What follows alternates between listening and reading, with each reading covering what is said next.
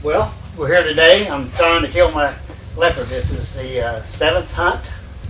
This is, I've hunted previously 64 days, and I think we've got, we're here at Latuli, That's correct. and we've got, Edwin put up 6 baits yesterday. 2 of these hit. Were hit last night, and we're trying to determine whether this is the same cat or not, and so what do you think? What we got?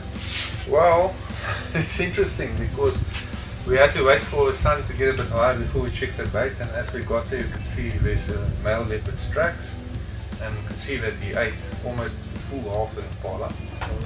Yeah, and then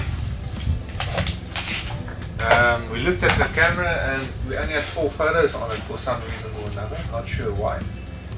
And got excited about that one, went up the road and found the other half of the impala, which is about half a mile, maybe 3/4 mile away.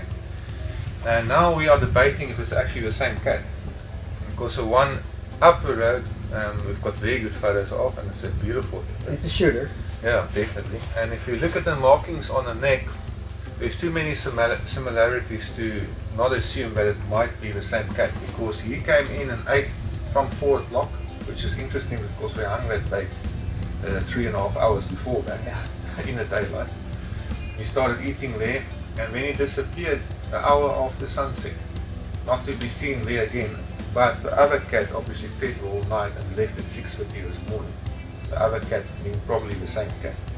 So now we need to think very carefully. We don't want to take the risk of taking one down and doing a drag to the other, because that might push him off. He might be trying to head somewhere. So what we're going to do is we're going to replenish both baits. You're going to put 2 cameras up at each side. We're going to put a lot of guts and everything to keep his attention. And if it is 2, we'll know soon enough. We'll know tomorrow. We are planning to sit tonight, but I think we need to be wise this day 1. And Can't wait. yeah, let's use our plans carefully and get confirmation and be sure about it. Okay. Yeah. Okay. Sounds good. I think we got a plan. We've got a plan. Okay. Good. Impala hunting time. Okay. Well, we guys killed an impala here. We're going to go ahead and refresh both of those baits. So we found us an impala. Incidentally, this is about the same time. Put those 2 baits up yesterday, so we're going to refresh them.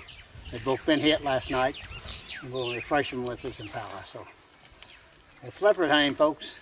How far was the shot about? Oh, what, 150? I think so. Very good shot. Thanks. 1 shot down. First shot to this rifle, actually. Trigger pull felt good. I'm ready to kill a leopard. There we go. Well done. He made it interesting because we had 2 baits about a mile apart from each other. Was it about a mile? Mm-hmm. Yeah. And he fed a lot on the one, and we looked at the camera footage, and it was quite good footage. We saw it's a beautiful male.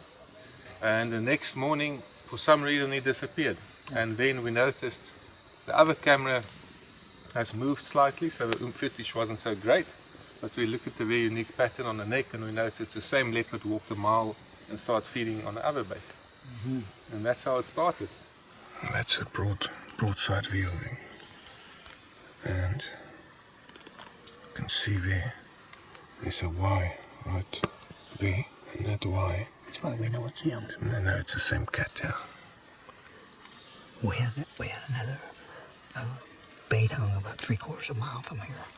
We're going to take it down because it wasn't hit last night. Yep, that's right. Take it down. Okay, we're going to build a blind. Good guy.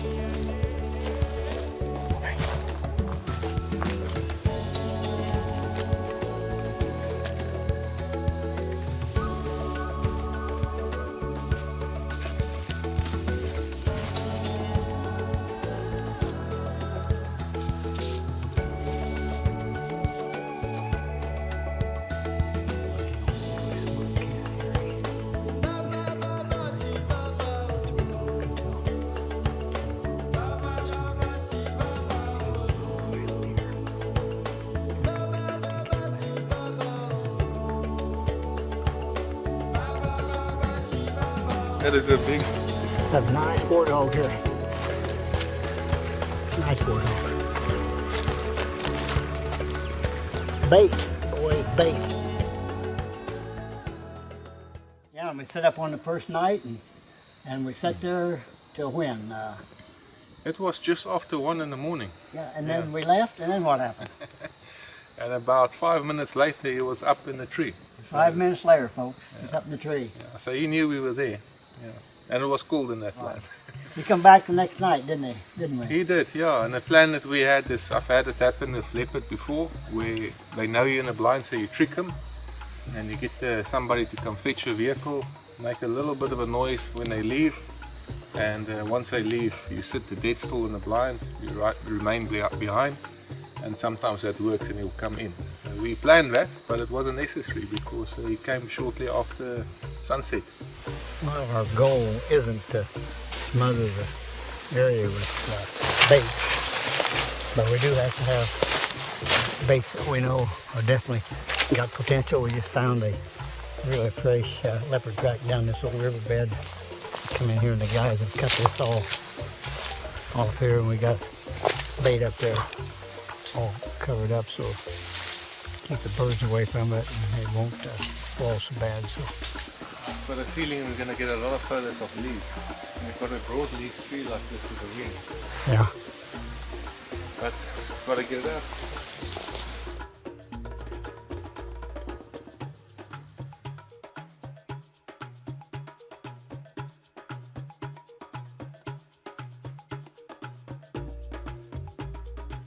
You didn't need the artificial light, you shot him at the very last light. And I didn't have my camera on night vision, and all we got is the sound of the shot.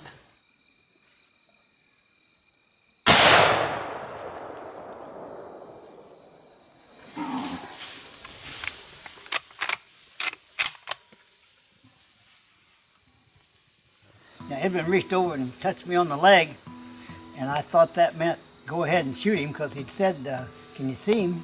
real softly, and I could make him out, but I was concerned if we turned the light on, it would spook him, because he was a spooky leopard, wasn't he? He was. Very spooky leopard, and I could see him well enough to place my shot where I wanted it, and so when he touched me on the leg, telling me that he was going to turn the light on, I let him have it, because I mean, guys, I've hunted 64 days before I met this guy with some really good hunters, and 2 failed dog hunts and some incredible issues that's occurred, including one with a spitting Mozambique viper that either bit my leopard or sprayed him in the eyes.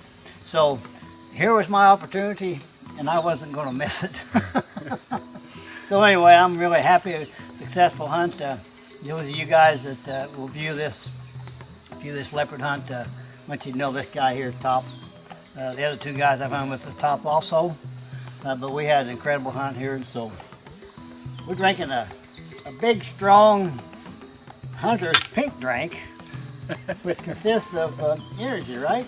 It's rehydrates, yeah. It's electrolytes. Electrolytes. And no vodka added, nothing. No vodka.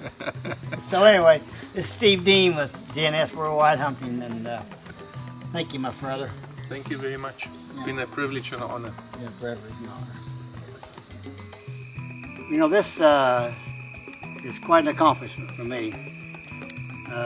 When we first started a hunting company 14, 15 years ago, we started our trips to Africa. This is my 31st trip with clients and myself, my wife, and dear friends, and this finally completes my Dangerous 7. And it's been a goal of mine. This is my 7th leopard hunt. I've hunted with some dear friends. I've hunted with dogs. We've had issue after issue. In fact, I've told a lot of my constituents that I could write a book on the perils of leopard hunting. But today, it's accomplished. And I think about the verse in the Bible that talks about, commit your ways unto the Lord, He'll make your pathway straight.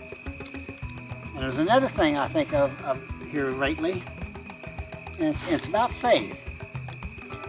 and a faith that can't be tested, can't be trusted.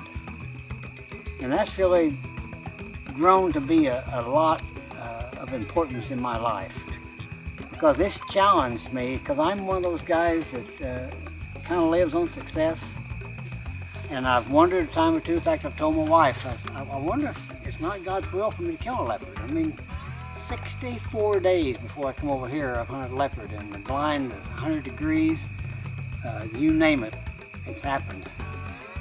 And I'm so thankful that I've been allowed to finish my Dangerous 7 with a dear Christian brother. I mean, that's the culmination of the whole thing. And two great guys that we've worked this animal and worked this animal. We tried to outsmart him, he's outsmarted us. This is the third day, I think, Edwin, right? That's correct. That's third day. Feels like about a week, because we've hung baits, and we was in here last night at 1:15 when we finally left, and we come back this morning, the bait had been hit 10 minutes after we left. We think, come on, how can that keep happening? But here he lays, and I'm so thankful. So you guys, thank you for all your hard work. Holy moly, I tell you. And Edwin, you read this cat right. And we got an old saying that Porter and I said for years, let's get this sucker in the truck. Well done, good shooting, and thank you.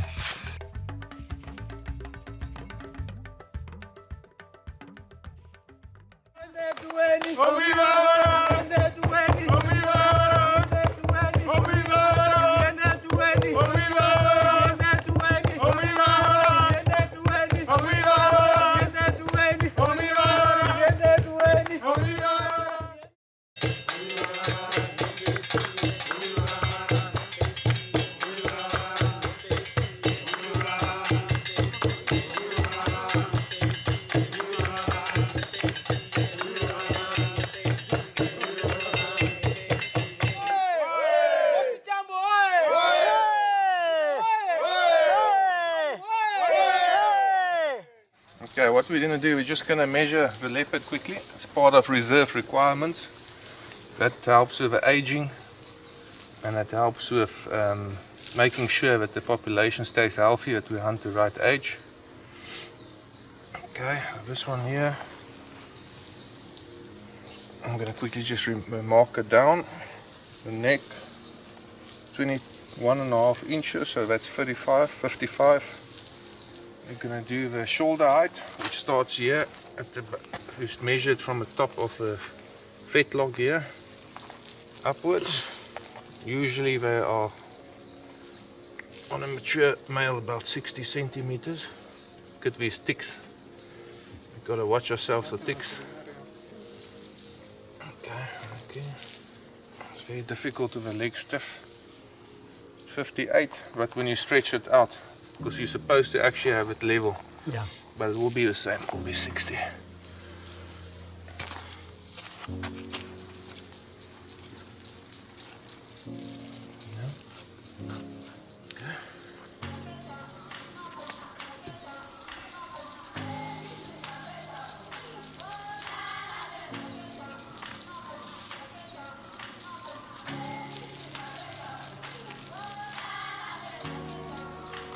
198, 1.98.